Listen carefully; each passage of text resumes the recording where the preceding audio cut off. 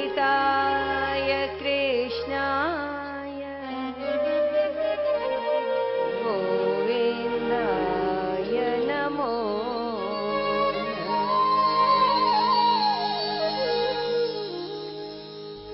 बोलिए सच्चिदानंद भगवान की, वृंदावन बिहारी लाल की, गंगा मैया की, सद्गुरुदेव भगवान की जय। श्री सुखदेव जी महाराज की जय। श्री परीक्षित जी महाराज की, भक्तवत्सल भगवान की, राम रसिया श्री हनुमान जी महाराज की। नमः पार्वती पतये हर हर महादेव। जय जय श्री राधे।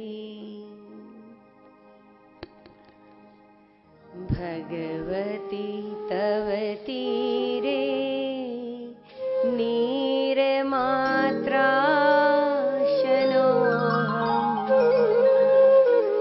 विगत विषय तृष्णा आराधयामि।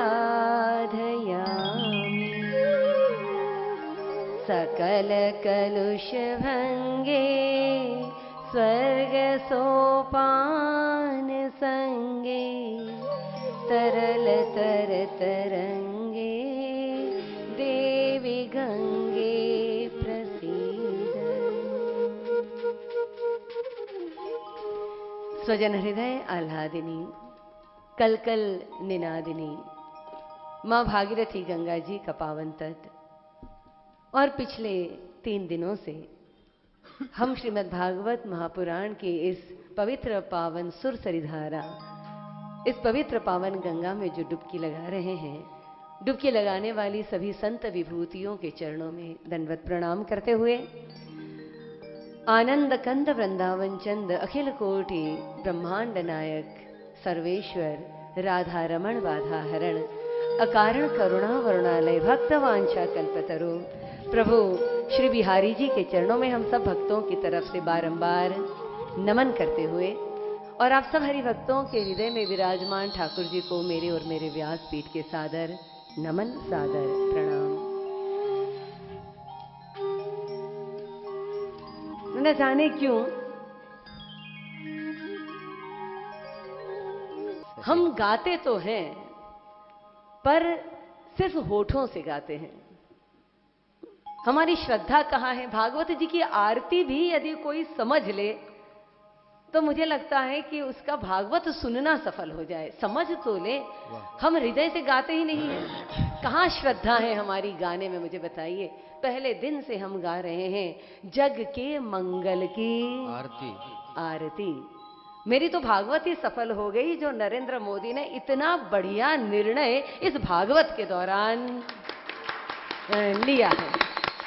ये जग के मंगल की है आरती। अरे भारत का तो मंगल हो। भारत का मंगल जब होने लगता है तो हमको हमारा अमंगल दिखने लगता है। इतनी 500 की नोट तो भागवत जी पर और मुझे भी लग रहा है कि मैं 2-4 कुलदीप जी को दे दूं या राधे श्याम जी को दे दूं। ये ऐसी बात है, जग का मंगल जब होने लगता है।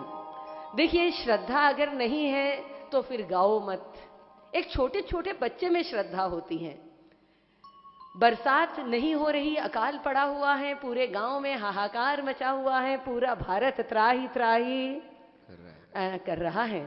और अचानक एक मोदी जी जैसा पंडित आता है और कहता है यज्ञ करेंगे, हवन करेंगे, हवन करेंगे। और हवन करेंगे तो क्या होगा? तो बरसात होगी। यज्ञ का मतलब होता है देना, जिसमें आहुति देनी पड़ती है। हर किसी को अब अपने अपने 2 नंबर की तो आहुति देनी ही पड़ेगी। और ये बहुत अच्छा हुआ, रातों रात खबर ही इंस्टेंट नहीं। और अब जब आप कहते हैं बिगड़ी को बनाने वाली है, तो आपकी भी बिगड़ी कहीं ना कहीं तो बनेगी जरूर। धैर्य हमारे भीतर कहाँ है? हमें तो फटाफट इंस्टेंट, आज का आज। मुझे बताइए, एक तरफ 2 करोड़ रुपया है। चलो, आपने अपने घर में 5 करोड़ रखा होगा, जितना भी रखा होगा, ये आपकी तो आप ही जाने। घर वाले भी नहीं जानते थे, उनको भी अब सब पता चल जाएगा आपने कहाँ रखा है और क्या किया है। हर बेचारी पत्नी परेशान होती थी, पति कितना कमा रहा है, कहाँ रख रहा है, क्या कर रहा है, कोई लिखा पढ़ी मुझे पता नहीं है। अब सब पत्नियों को पता चल जाएगा कहाँ पर क्या हो रहा है। पर मुझे ये बताइए, जब हम श्रद्धा से, जब हम पूरे भाव के साथ इस कथा को सुन रहे हैं, तो 3 दिन से मैं समझा चुकी हूं। आप मेरी कहने से समझ जाएं, नहीं तो नरेंद्र मोदी के कहने से समझ जाएं। आपको समझना तो आज नहीं तो कल इस चीज को समझना ही पड़ेगा। एक तरफ 5 करोड़ रुपया और एक तरफ मैं कहूं भगवान राम और कृष्ण। मुझे बताइए, आपको क्या चाहिए? हाँ, जिनको तो करोड़ों चाहिए था, उन्होंने तो रातों रात टिकट बनवाया और यहां से प्रस्थान कर गए। कहने के लिए हम बहुत कहते हैं कि भगवान तेरा तुझको अर्पण। अब अर्पण करिए 500 और 1000 तेरा तुझको, वो अर्पण करना नहीं आता। पर हम लगता है बचा लूं, कहीं ना कहीं हमको भगवान पे भरोसा भी तो नहीं है। जिंदगी बीत गई हमारी ये कथाएं गाते गाते, कथाएं सुनते सुनते, लेकिन क्या भगवान हमारे जीवन में आया? आया तो क्या ठहरा?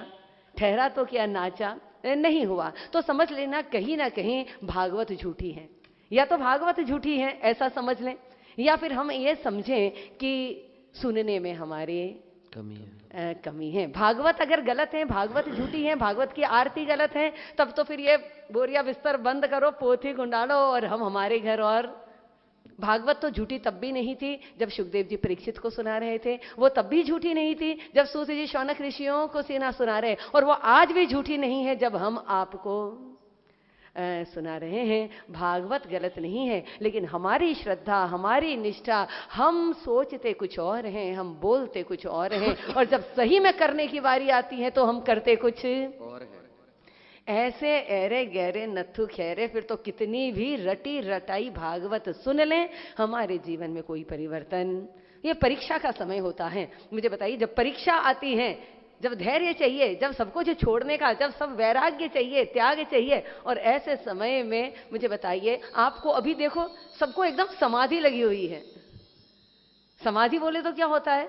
समाधि का वैसे देखिए मैं बताऊंगी कल, लेकिन फिर भी समाधि का मतलब जो हम जहां हैं जैसे के तैसे वहां उस समय उपस्थित रहना।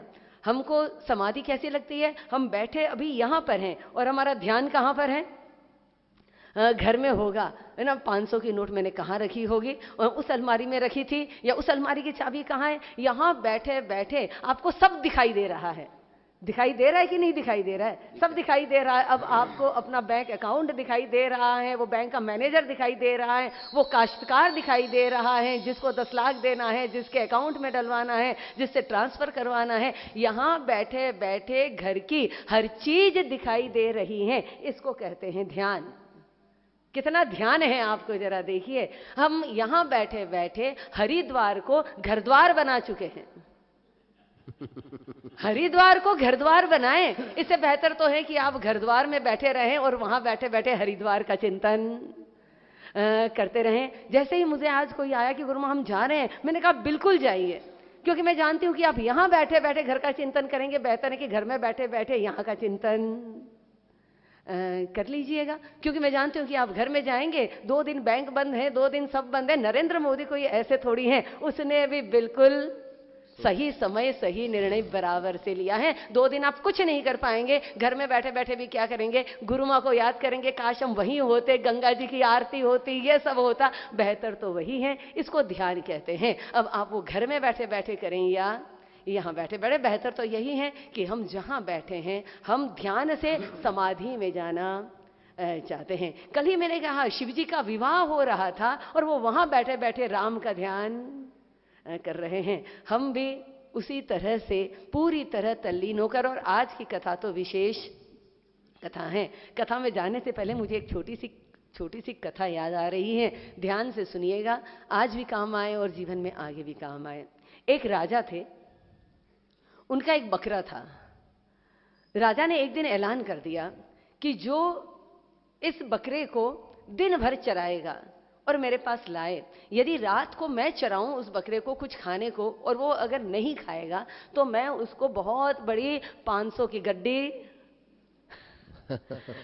दूंगा, इनाम में देने वाला हूं। और अगर उसने खा लिया बकरे ने, और मैं उसको दंड भी दूंगा। तो दोनों तरफ से था, पॉजिटिव और नेगेटिव था, कि अगर दिन भर चराने के बाद बकरे ने नहीं खाया तो बहुत बड़ा इनाम मिलेगा, पर अगर बकरे ने खा लिया तो दंड भी मिलेगा। तो पूरे गांव के लोगों ने कहा इसमें कौन सी बड़ी बात है यार, छोटा सा बकरा ही तो है, दिन भर चराएंगे, देखेंगे फिर शाम को कैसे खाता है। लोगों को बड़ा आसान लगा, पूरा दिन जंगल में बकरे को चराते रहे। शाम को लेकर राजा जी के पास में, ये देखिए आपका बकरा। राजा ने कहा मैं चराऊंगा, बोले चरा के देख लीजिए। राजा जी ने जैसे ही डाला घास, उस बकरे ने खाने के लिए मुंह डाला, और राजा का बकरा है, कोई छोटी मोटी चीज से तो पेट भरता नहीं। अब वो खा रहा है, लोगों को बेचारों को पुरस्कार तो छोड़ो, दंड मिलने का और ज्यादा भय लगने लगा।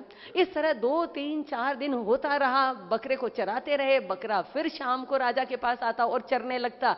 अब क्या किया जाए? उसमें एक आपके जैसा साधक था, साधना करने वाला था, गुरु की कृपा थी, रोज समझ गया कि कोई ना कोई बात तो जरूर है। राजा जी ने अगर ये ऐलान किया है, तो उस दिन राजा के पास आया और कहने लगा लाइए मैं आपके बकरे को चरा कर लाता हूं। राजा ने कहा जानते हो, अगर बकरे को शाम को मैंने चराया तो तुमको अगर खा लिया तो दंड मिलेगा। उसने कहा देखा जाएगा जो शाम को होगा।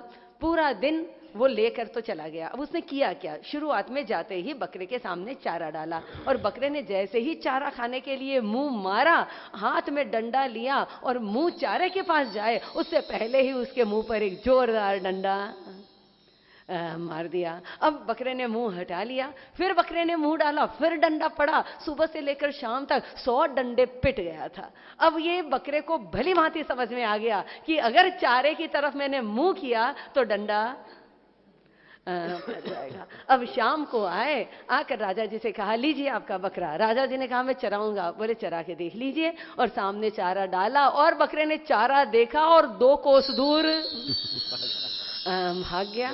यहाँ लोगों को बड़ा आश्चर्य हुआ, भाई ऐसा क्या तुमने इसको चरा दिया कि अब ये खा नहीं रहा है। लोगों ने प्रश्न पूछा कि आखिर तुमने इसके साथ किया क्या। राजा मुस्कुरा रहे हैं, साधक मुस्कुरा रहा है। राजा ने भी बहुत सोच समझ कर ये ऐलान किया था। राजा कहते हैं कि ये बकरा तुम्हारा मन है, ये जो बकरा है वो तुम्हारा मन है, ये दिन भर चरता रहेगा, 40 साल तक चरता ही तो रहा है, और आज भी सामने क्या कर रहा है, तो चरने के लिए मुख मार रहा है। इसको डंडा लगाना पड़ेगा। कौन से डंडे की बात कर रहे हैं, ये जो मन है ये विचारों का खाना खाता है, कंटिन्यूअसली उसके मन में विचार विचार विचार और विचार। इस विचारों को खत्म करने के लिए मन को ध्यान का डंडा लगाना है। ध्यान का डंडा क्यों लगाना है, श्री सुखदेव जी महाराज परीक्षित को समझा रहे हैं कि जीवन में उन्होंने बहुत कुछ बताया। कल की कथा हमने जहां पर रोकी थी, देखिए मन जब तक शांत नहीं होगा, मन जब तक विचारों से मुक्त नहीं होगा, तब तक भय प्रगट कृपाला ये सिर्फ कुलदीप जी के गाने तक सीमित हो जाएगा। हमारे हृदय में भगवान प्रकट नहीं होंगे। भगवान को प्रकट करना इतना आसान नहीं है। उसके लिए सबसे पहले हमको अपने हृदय को, अपने मन को पूरी तरह से खाली कर देना होगा। जिसके हृदय में, जिसके मन में संसार पड़ा है, 500 की नोट पड़ी हुई है, मुझे बताइए वैसे भगवान ऐसे हृदय में आकर सफाई करना होता है, शुद्धता करनी होती है। तभी तो कोई मेहमान हमारे यहाँ पर आकर एक सिंहासन तैयार करते हैं, हम मेहमानों के लिए सोफा तैयार करते हैं, वैसा ही सिंहासन आज हमको शांत मन को अपने सिंहासन के रूप में तैयार करना होगा। 40 साल हो गए हम पूजा करते हैं, पाठ करते हैं, भजन करते हैं, माला जपते हैं, लेकिन फिर भी मन शांत, मन लगता ही नहीं है भजन में, नहीं लगेगा। क्योंकि आपका पूजा पाठ भजन बुरा ना मानो तो झाड़ू लगाने के जैसा हो गया। जैसे रोज पेपर पढ़ते हैं, रोज चाय पीते हैं, रोज झाड़ू लगाते हैं, वैसे रोज रामायण पढ़ते हैं, वैसे रोज हनुमान चालीसा कर लेते हैं। कर्म कांड हो गया है। ये कर्म कांडों से ही सिर्फ परमात्मा मिलता नहीं है, कर्म कांडों से नहीं मिलता है। मुझे एक प्रश्न आज किसी ने पूछा कि क्या दोनों पति पत्नी एक साथ मिलकर पूजा करेंगे तो ही पुण्य मिलेगा, तो ही पुण्य मिलेगा, या फिर आपके सामने बैठे हुए हैं इसी तरह से कथा सुन रहे हैं तो भी पुण्य मिलेगा। मुझे बताइए, आपने पहली बात दोनों एक कर्म कांड है ना। हमारे यहाँ वेदों में कर्म कांडों का विधि विधान लिखा हुआ है, क्योंकि पति और पत्नी धर्म के लिए एक दूसरे के साथ जुड़े हैं और धर्म की स्थापना करने के लिए कर्म करना होता है। अगर वो कर्म उन्होंने किया और उसके बाद वो आकर बैठ गए, जैसे मान लीजिए आपने इंजीनियरिंग की डिग्री ली, इंजीनियरिंग की डिग्री लेते हैं, कॉपी करके ले ली होगी, जैसे कल रात को कॉपी करके लिख रहे थे, फिर भी जैसे तैसे पास ही नहीं हो रहे थे, और आपका एग्जामिनर भी ऐसा जिससे सारे जवाब बता दिए थे। चलो जैसे तैसे आपको डिग्री तो मिली। अब डिग्री किस काम की है ये आप भी बहुत अच्छे से जानते हैं और एग्जामिनर भी बहुत अच्छे से जानता है। एक आधा होगा ऐसा जो बेचारा कभी स्कूल ही नहीं गया, लेकिन फिर भी उसको 10 इंजीनियर के ऊपर वो अकेला भारी पड़ जाए, इतना प्रैक्टिकल नॉलेज उसको अगर है। लेकिन मुझे बताइए, जब नौकरी मिलेगी तो क्या उस मैकेनिक को नौकरी मिलेगी, गैरेज में काम करने वाले को, या ये कॉपी करके जो पास हुआ, जिसके पास जो डिग्री होल्डर हैं, जो सर्टिफिकेट होल्डर हैं, हमको नौकरी तो उसी को मिलती है, क्योंकि नौकरी बिना सर्टिफिकेट और बिना डिग्री के मिलती नहीं है, चाहे आपका अनुभव कितना भी बहुत ज़्यादा भी क्यों ना रहा हो। बिल्कुल हाँ, लेकिन ऐसी भी होती है, कई बार होता है कि हम डिग्री लेकर इस तरह से बैठ तो जाते हैं, लेकिन अगर हमें नॉलेज ही नहीं है, हम स्कूल में एडमिशन मिल गया, कॉलेज में एडमिशन मिल गया, लेकिन अगर कोई बच्चा पढ़ाई ना करे तो फिर तो सालों साल चक्कर मारता रहे, वैसी वाली बात है। तो दोनों ही बातें दीपक प्रभु ध्यान में समझने लायक हैं कि अगर हमने कोई कर्म कांड किया है, अगर हमने विधि विधान से वेदों में लिखे हुए उस भाव के द्वारा देवताओं का आवाहन किया है, उसके बाद हमको स्कूल में एडमिशन मिल गया, उसके बाद हम बैठे हैं। अब आप कहेंगे कि हमको तो एडमिशन मिल गया, अब हम सुनेंगे नहीं कथा, अब क्या फायदा, पुण्य जो मिलना है वो तो मिल गया। तो ये समझना भी मूर्खता होगी।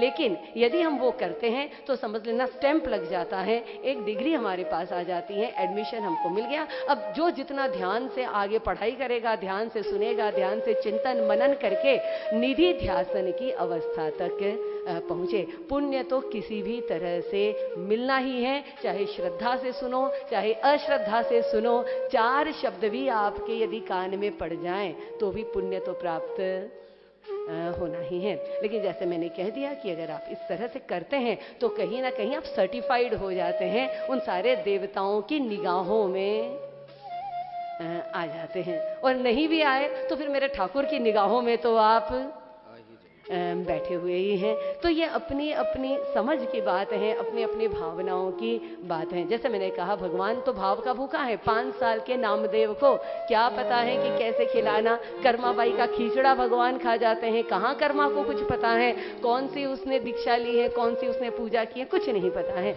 लेकिन भगवान शबरी को सराहा सदा प्रभु ने, शबरी को सराहा सदा प्रभु ने, धरे कौन वहां पकवान रहे, महिमा तो केवल भाव की है, जिसके वश में भगवान रहे। केवल महिमा भाव की है। शबरी को पता ही नहीं है कैसे जप करूं, कैसे तप करूं, कैसे पूजा करूं, पर उसकी श्रद्धा कितनी है, गुरु के प्रति श्रद्धा है। गुरु मतंग ने कहा राम आएंगे, तो बस बैठ गई, प्रतीक्षा कर रही है, इंतजार कर रही है। कोई पूजा नहीं, कोई पाठ नहीं, काम क्या है उसका, सिर्फ बेरों को इकट्ठा करना, दिन भर इंतजार करना, और रात होते होते नहीं आए तो पश्चाताप भी नहीं है, दूसरे दिन हताश भी नहीं है, और ऐसा बरसों करती चली गई। तो हम कौन सा कार्य किस भाव से कर रहे हैं, ये ज्यादा मायने रखता है। आपको लगता है ये 500 की नोट धन है, आपको लगता होगा ये 1000 की नोट धन है, या भगवान का ये 1 रुपये का सिक्का।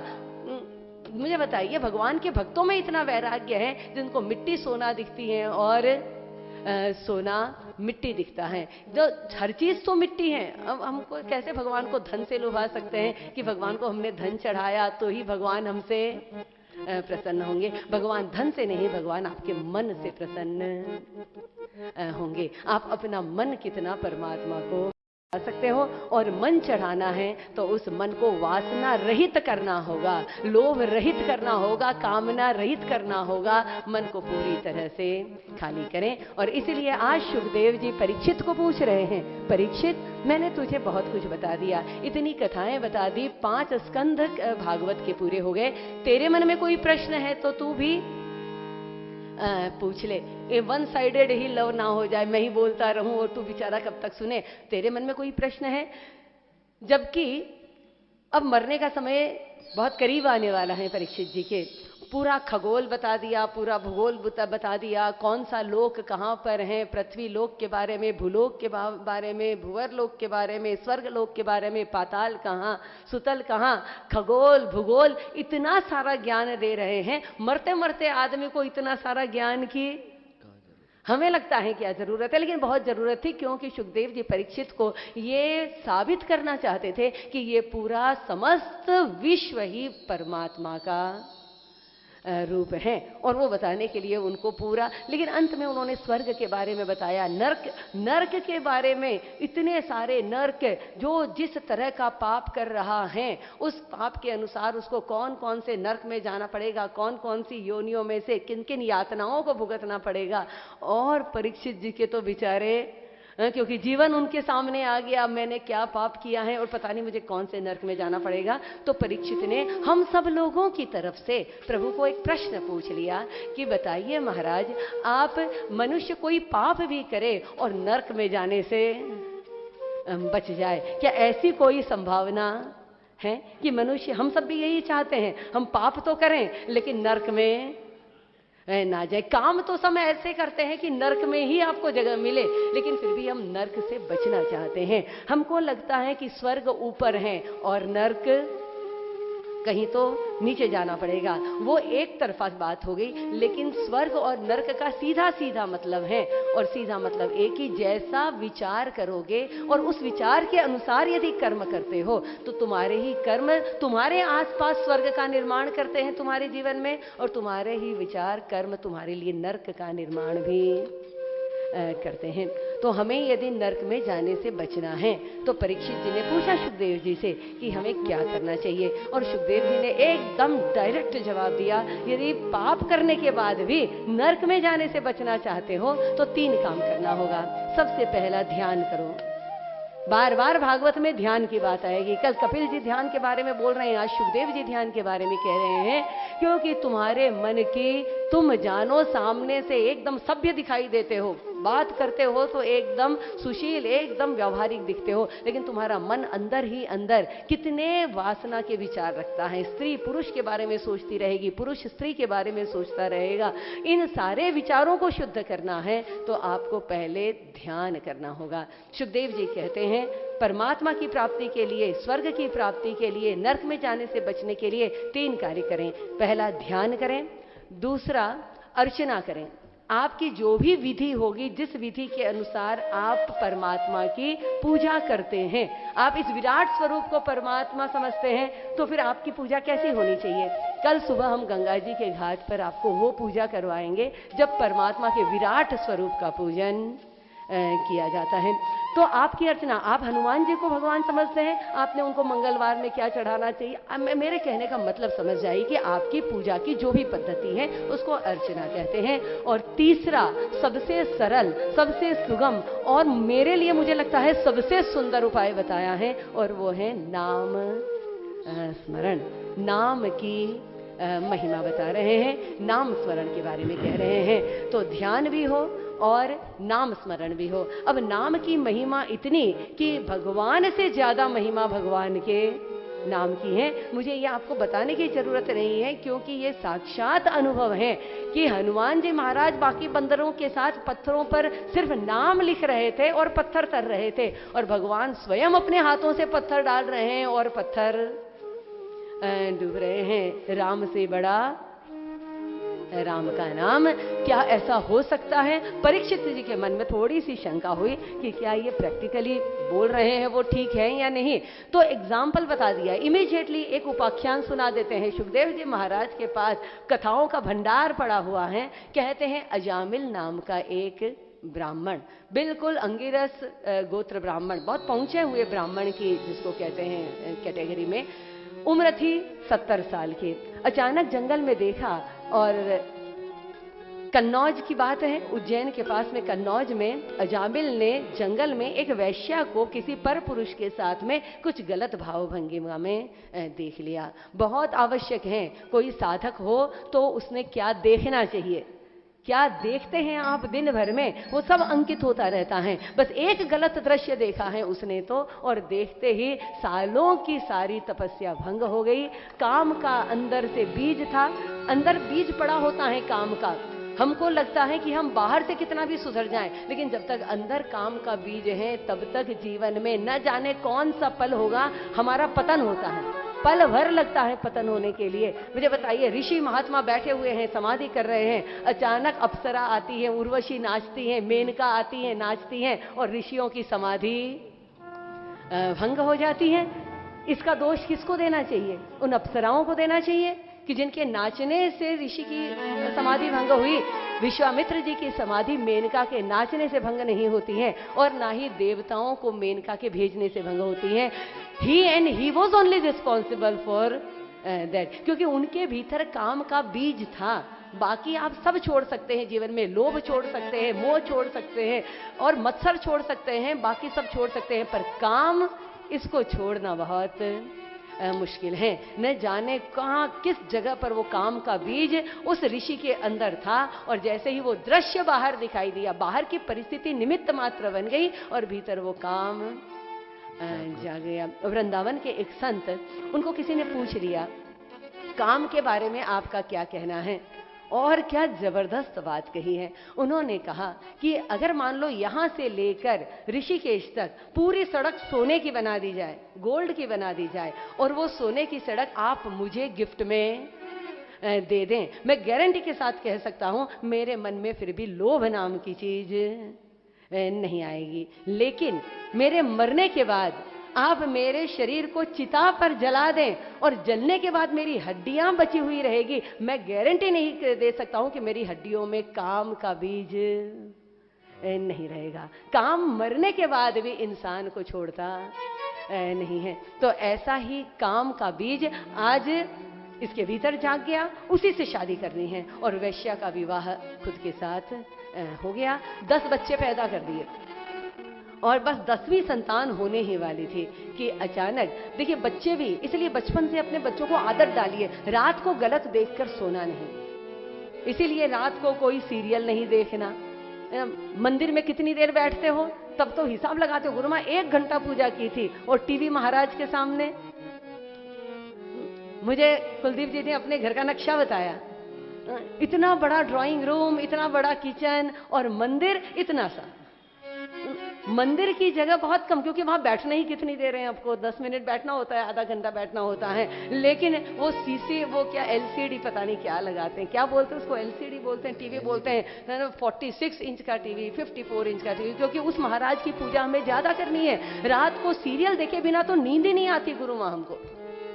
जब तक 1 घंटे हम देख ना लें वो षड्यंत्र, वो मारामारी, वो न्यूज, वो ये सब कुछ, और जो देखकर हम सोते हैं। बच्चा क्या देख रहा है, मैंने तो कई बार देखा है, ब्लैंकेट के अंदर बच्चा क्या कर रहा है, चैटिंग कर रहा, मैटिंग कर रहा, डेटिंग कर रहा, वॉटेवर जो भी कर रहा है, बिस्तर के अंदर घुसे घुसे। मुझे अपना बचपन याद आता था कि मैं रात को, चूंकि लाइट हमारे दादाजी जलाने नहीं देते थे, अब बिल ज्यादा आता है, लाइट नहीं जलाओ, तो वो छोटी सी टॉर्च लेकर बिस्तर के अंदर पूरा का पूरा उपन्यास पढ़ लेते थे। हम क्या पढ़ रहे हैं रात को सोते समय, हम क्या देख रहे हैं। हनुमान चालीसा पढ़ते पढ़ते, देखते देखते हनुमान जी को, यदि आपका बच्चा सोए तब तो समझ लेना कि आपका जीवन सार्थक, और नहीं तो फिर भुगतने को तैयार हो जाओ, और फिर शिकायतें जीवन भर करते रहो कि बच्चा हमारा सुनता नहीं है, बच्चा हमारा बिगड़ गया है। बिगड़ेगा ही बिगड़ेगा। 14 साल की उम्र तक यदि आप अपने बच्चे को अपने पास नहीं सुलाएंगे तो बच्चा बिगड़ेगा, ये बात तय है। माता पिता को अपनी प्राइवेसी चाहिए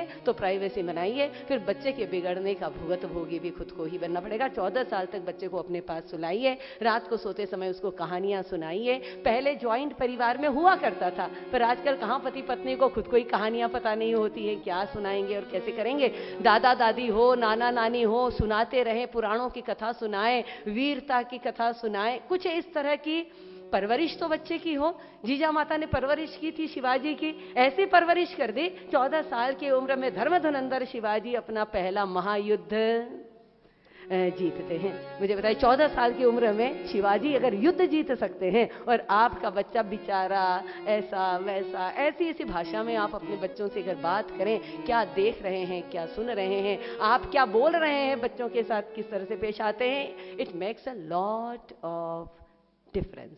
ओके, सो बात हमारी चल रही है अजामिल की। अजामिल ने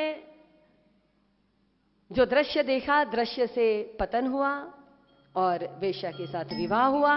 संतों की मंडली उसके गांव में आई। संतों ने चौपाल पर बैठे हुए कुछ नौजवान बदमाश बच्चों को पूछा कि संत भोजन करना चाहें तो आपके गांव के किसी संत का नाम बता दो, संत संत के ही यहाँ भोजन करते हैं। और उन नवयुवकों ने अजामिल को थोड़ा सा टांग खींचने का, बच्चों को रहता है इस तरह से, तो कह दिया हमारे यहाँ तो सबसे बड़ा संत ब्राह्मण अजामिल हैं। संतों को बेचारों को क्या पता। अजामिल के घर पहुंच गए, बाहर से आवाज देने लगे, भिक्षाम देही। अजामिल की पत्नी बाहर आती है और कहती है, महाराज आपको गलत दरवाजे पर किसी ने भेज दिया है, हमारा चरित्र इतना गिरा हुआ है, हमारा इतना पतन हो चुका है कि आप हमारे यहाँ भोजन कैसे प्राप्त करेंगे। और जहां तक अजामिल पहुंच गया, अजामिल ने जब हाथ जोड़कर कहा कि हमारा तो चरित्र गिरा हुआ है, संतों ने भी मन में विचार किया कि जो गिरा हुआ है उसी को तो उठाना हमारा काम है, कर्तव्य है। अरे जो सुधरा हुआ ही है बीजेपी, उसमें जाकर क्या करेंगे, जाओ तो कांग्रेस में जाओ ताकि आप उनको सुधार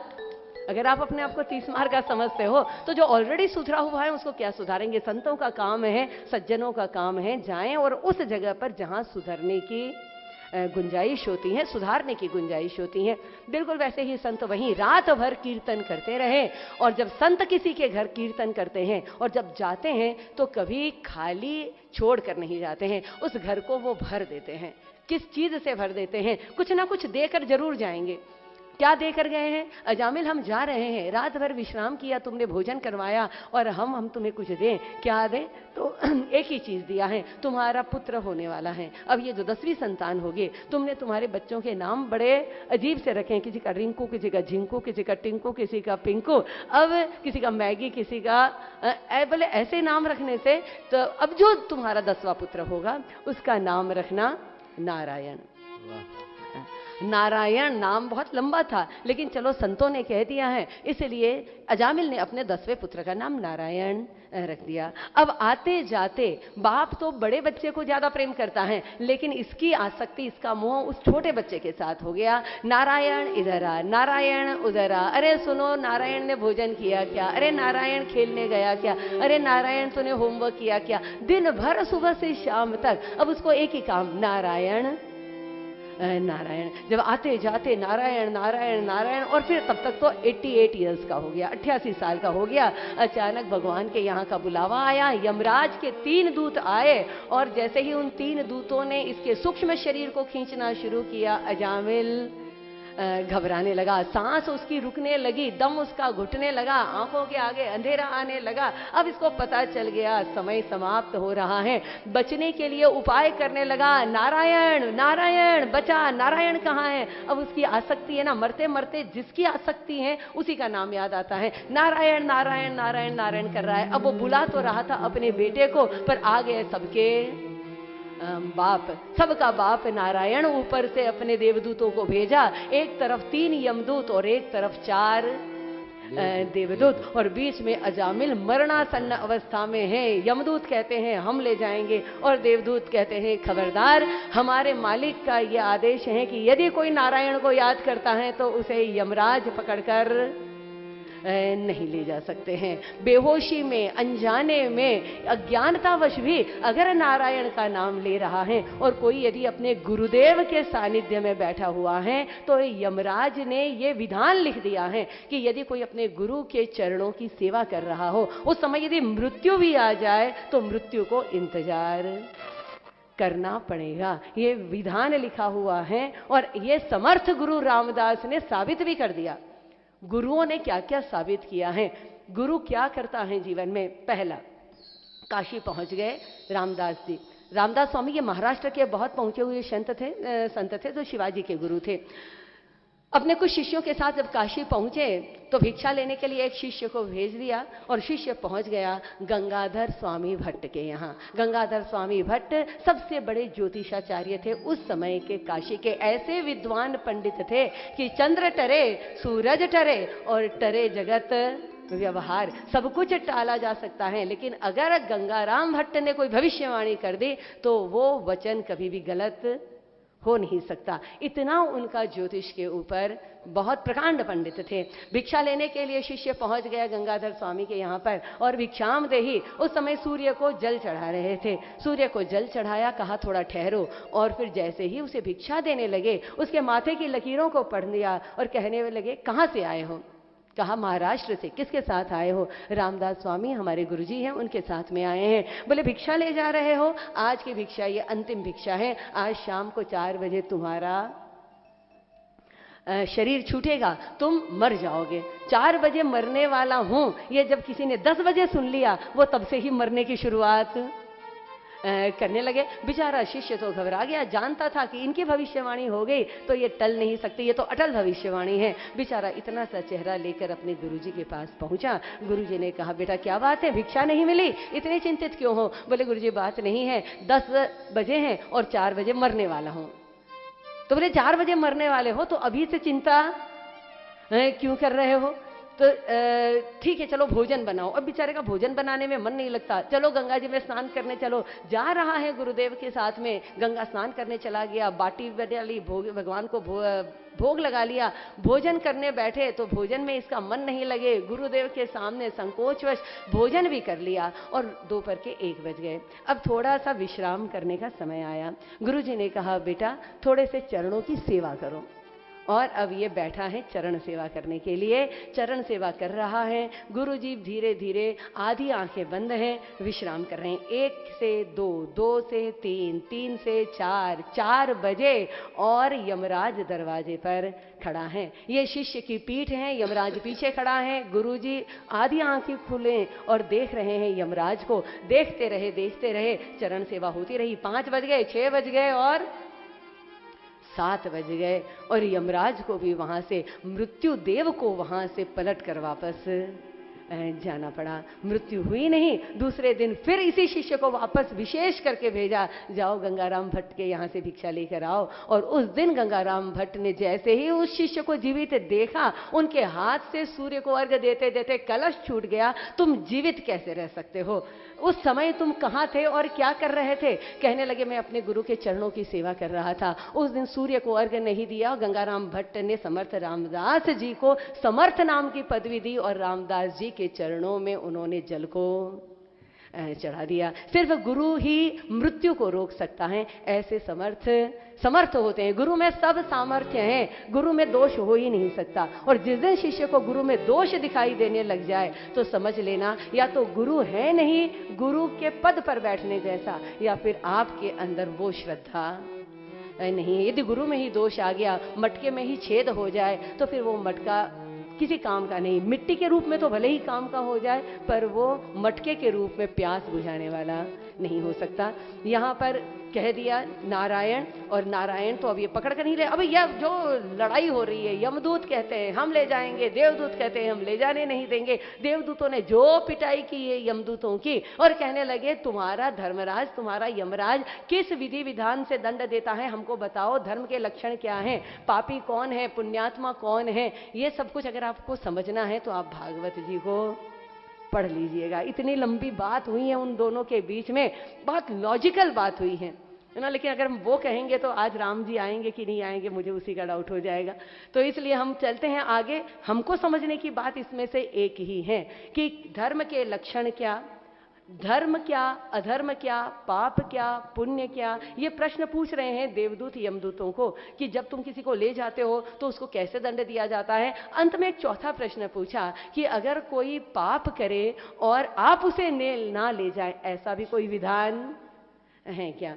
और यहाँ सुखदेव जी परीक्षित को कह रहे हैं कि हमें ये लगता है मनुष्य होने के नाते भगवान ने बहुत अक्ल दी है। भगवान भी ऊपर शायद बैठे बैठे परेशान हो रहा होगा कि मैं इसको अक्ल देता हूँ, बुद्धि देता हूँ कुछ और करने के लिए, और करता कुछ ना। दिन में सबके सामने अच्छे अच्छे काम करेगा और रात को कौन देखने वाला है, इसलिए सारे गलत कार्य रात के अंधेरे में किए जाते हैं। लेकिन भगवान का सिस्टम तो भगवान का सॉफ्टवेयर है। ऐसा सिस्टम सेट किया हुआ है भगवान ने कि 14 जगह पर उन्होंने सीसीटीवी कैमरे लगा के रखे हैं, और वो कैमरे की सारी फोकस किसके ऊपर है?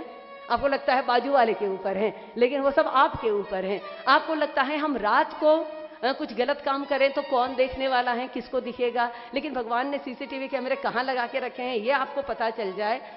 सबसे पहले पृथ्वी, जल, अग्नि, आकाश और वायु, ये 5 तत्व भगवान के सीसीटीवी कैमरा हैं। इस सृष्टि में कोई ऐसी जगह नहीं है जहां पर ये पांचों विद्यमान ना हो।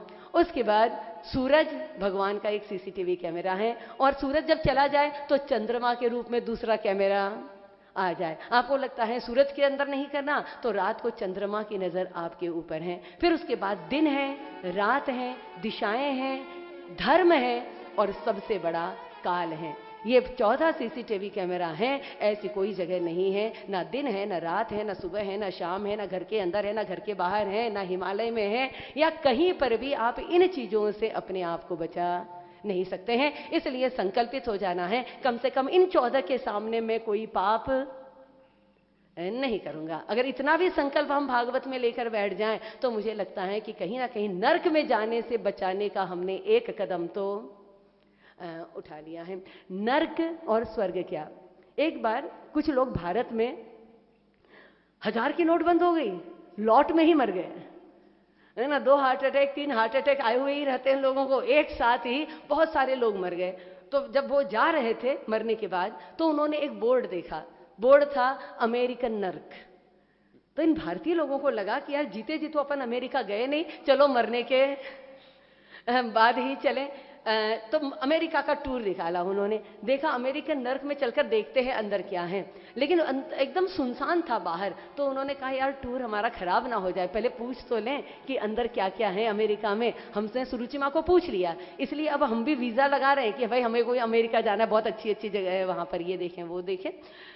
तो अंदर उन्होंने पूछा बाहर पहरेदार को कि भाई अंदर क्या है। उन्होंने कहा अंदर एक पलंग है जिसके ऊपर ऐसी सुइयों के जैसी कीलें लगी हुई हैं, तो जो आदमी अंदर जाता है उसको पहले उस पलंग पर सोना पड़ता है। फिर एक कुर्सी है, उस कुर्सी को 440 वॉट का करंट रहता है और उस कुर्सी पर आपको बिठाया जाता है। और फिर आगे जाकर तीसरा, third and the last step, एक आदमी रहता है कोड़ा हाथ में लेकर और 100 कोड़े तुमको, अरे बाप रे बाप, यहाँ जाना तो ठीक ही नहीं है। चलो थोड़ा आगे ही चलते हैं। आगे जाकर देखा इंग्लैंड का नर्क, चलो यूएस छोड़ो हम यूके चलेंगे। इंग्लैंड के नर्क में क्या है, पहरेदार को पूछा, बोले वही पलंग है, वही कीलों वाला पलंग और वही गद्दा और वही कुर्सी, वही करंट, वही आदमी और वही कोड़े। बोले एक ही जैसा है, मतलब नहीं है। आगे देखा बहुत भीड़ लगी थी, बोले ये क्या है, बोले ये भारत का नरक है।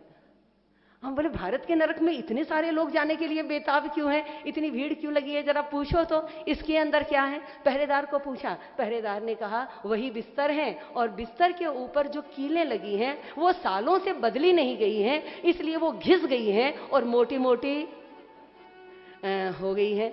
अब वो जो कुर्सी लगी है 12-14 घंटे तो लोड शेडिंग चलता रहता है, करंट ही उसमें नहीं है। और जो कोड़े मारने वाला है वो इतना आलसी है कि वो सिर्फ सिग्नेचर करके अपने कुछ तो कुलदीप जी के जैसा ही होगा, सिग्नेचर किया और छोड़कर चला गया। छुट्टी पर ही रहता है, 9 बजे आना है तो 10 बजे आता है, टाइम पर आता ही नहीं है, तो कोड़े कहाँ से मारेगा। इसीलिए हम सबको कहाँ जाना है, ये तो नरक भारत को बनाया ही आपने है। ये तो नरेंद्र मोदी ने बढ़िया काम किया आज, जो अब इसको स्वर्ग बनाए। हम खुद अपने हाथों से, अपनी सोच से, अपने कर्मों से देखिए अपने भारत को खुद ही ऐसी स्थिति में लेकर आ रहे हैं। नरक जाना नहीं है तो नाम का स्मरण। अजामिल ने देखा कि मरते मरते बेहोशी में नाम ले रहा हूं और ये देवदूत मुझे जाने नहीं दे रहे हैं, काश मैंने अपना जीवन व्यर्थ ना खोया होता। अगर मैंने जीवन भर नाम लिया होता तो न जाने कौन सी गति को प्राप्त होता। हम सब भी अपने जीवन में एक बात को तो निश्चित रूप से समझ लें और जान लें कि जो गलती अजामिल ने की थी वो गलती हम तो ना करें। नाम गुरु द्वारा दिया हुआ हो बहुत अच्छा, और नहीं तो फिर कलिमल उपनिषद का सबसे सुंदर नाम है और सबसे छोटा सबसे सुंदर मंत्र है राम। आइए इसी राम नाम की धुन के साथ में आगे भागवत में चलें।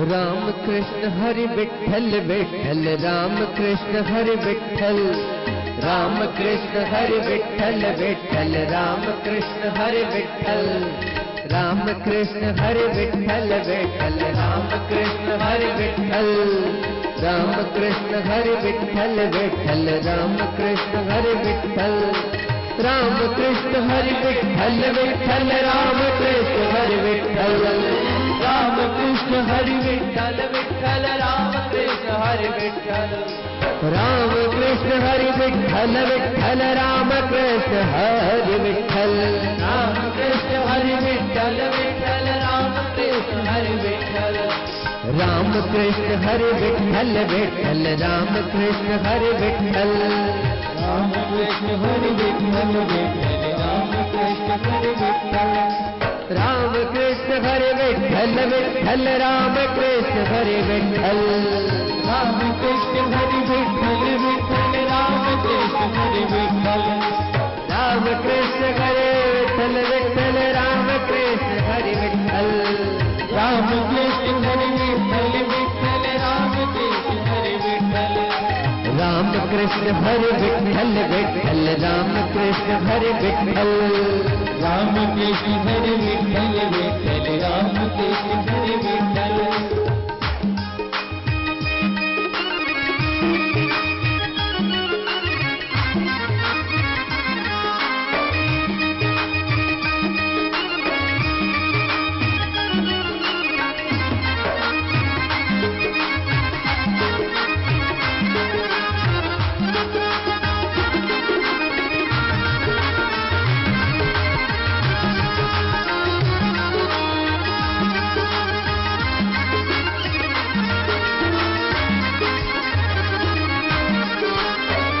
नागर कहती मीरा सूर्य को श्यामल भाया सूर्य को श्यामल भाया गिरधर नागर कहती मीरा सूर्य को श्यामल भाया सूर्य को श्यामल भाया तुकाराम और नामदेव ने तुकाराम और नामदेव ने विठ्ठल विठ्ठल गाया तुकाराम और नामदेव ने विठ्ठल विठ्ठल गाया राम कृष्ण हरे विठ्ठल विठ्ठल राम कृष्ण हरे विठ्ठल राम कृष्ण हरे विठ्ठल विठ्ठल राम कृष्ण हरे विठ्ठल राम कृष्ण हरे विठ्ठल विठ्ठल राम कृष्ण हरे विठ्ठल राम कृष्ण हरे विठ्ठल विठ्ठल राम कृष्ण हरे राम कृष्ण हरे विठ्ठल विठ्ठल राम कृष्ण हरे विठ्ठल राम कृष्ण हरे विठ्ठल विठ्ठल राम कृष्ण हरे विठ्ठल राम कृष्ण हरे विठ्ठल विठ्ठल राम कृष्ण हरे विठ्ठल राम कृष्ण हरे विठ्ठल विठ्ठल राम कृष्ण हरे विठ्ठल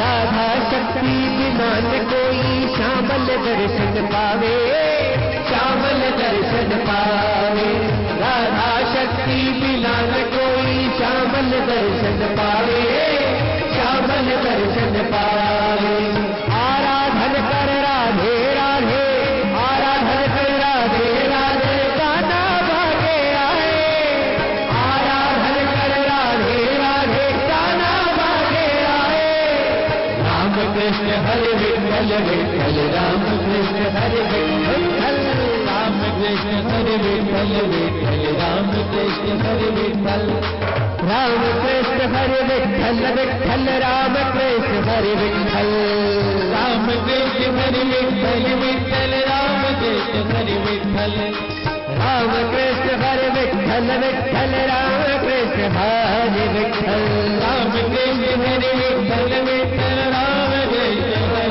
विठ्ठल राम कृष्ण हरे विठ्ठल विठ्ठल राम कृष्ण हरे विठ्ठल राम कृष्ण हरे विठ्ठल विठ्ठल राम कृष्ण हरे विठ्ठल हरे राम कृष्ण हरे विठ्ठल विठ्ठल राम कृष्ण हरे विठ्ठल विठ्ठल राम कृष्ण हरे विठ्ठल विठ्ठल राम कृष्ण हरे विठ्ठल विठ्ठल राम कृष्ण हरे विठ्ठल विठ्ठल राम कृष्ण हरे विठ्ठल राम कृष्ण हरे विठ्ठल विठ्ठल राम कृष्ण हरे विठ्ठल विठ्ठल राम कृष्ण हरे विठ्ठल विठ्ठल राम कृष्ण हरे हरे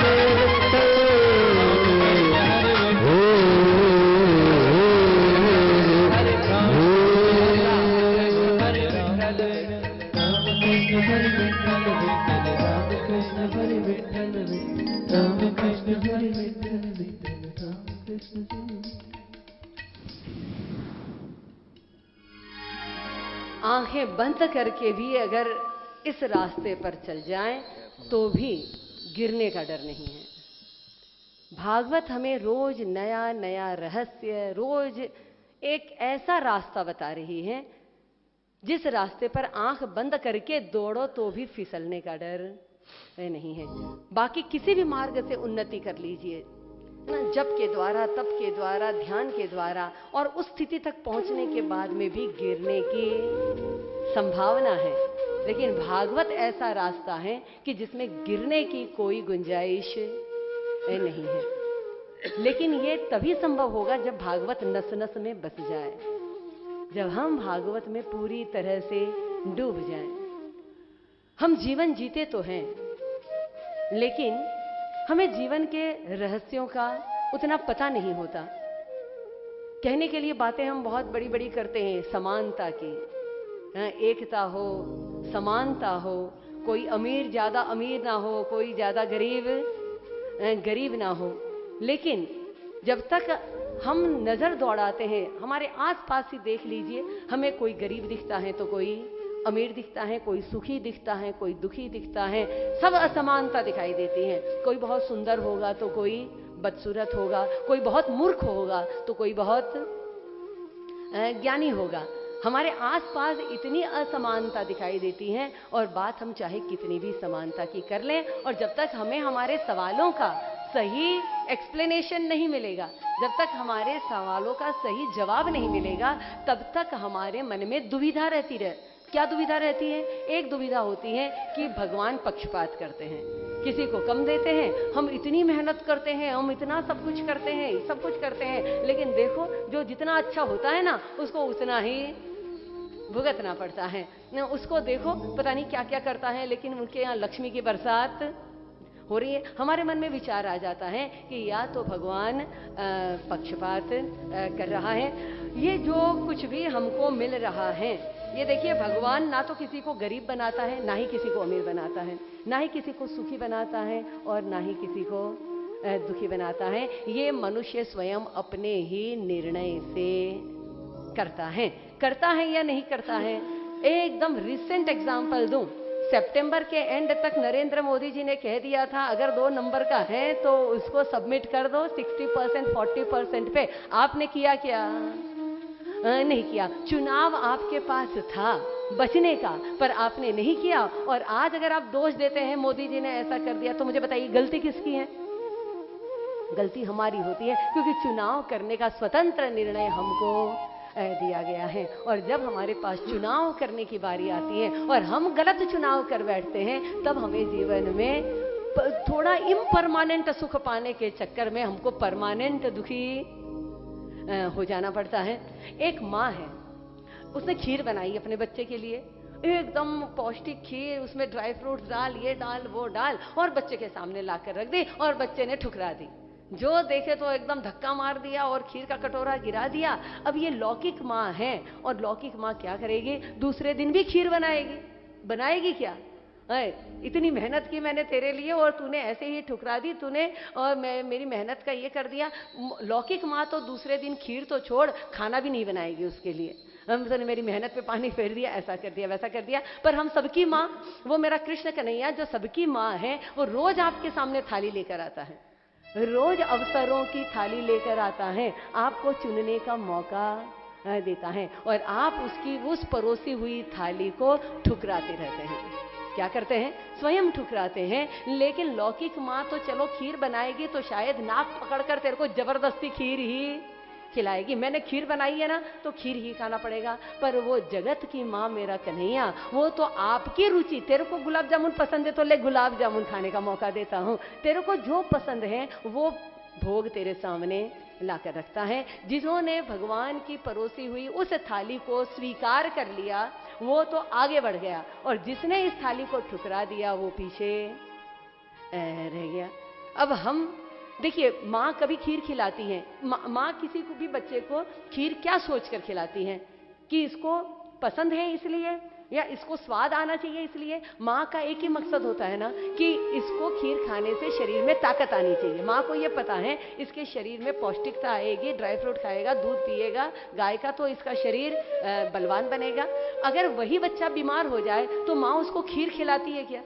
नहीं, फिर उसको काढ़ा पिलाती है, फिर उसको इंजेक्शन दिलाती है, फिर उसको डॉक्टर के पास ले जाएगी। तो माँ बच्चे के लिए कभी कड़वा तो कभी मीठा, जब लौकिक माँ अपने बच्चे के लिए कभी कड़वा और कभी मीठा लेकर आती है, तो वो ऊपर वाला प्रभु भी हमारे सामने कोई ना कोई अवसर, कौन कौन से अवसर देता है हमको। कभी अवसर हमारे सामने आता है कि हम यहाँ भागवत को छोड़कर ना जाएं, वो 500,000 के चक्कर में भागवत पूरी सुने।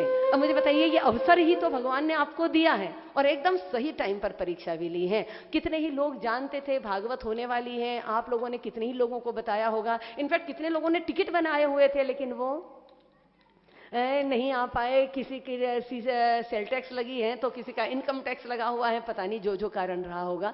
हमारे सामने चुनाव होता है। मुझे बताइए, आपके सामने ये अवसर की थाली भगवान ने भागवत के रूप में लाई या नहीं लाई?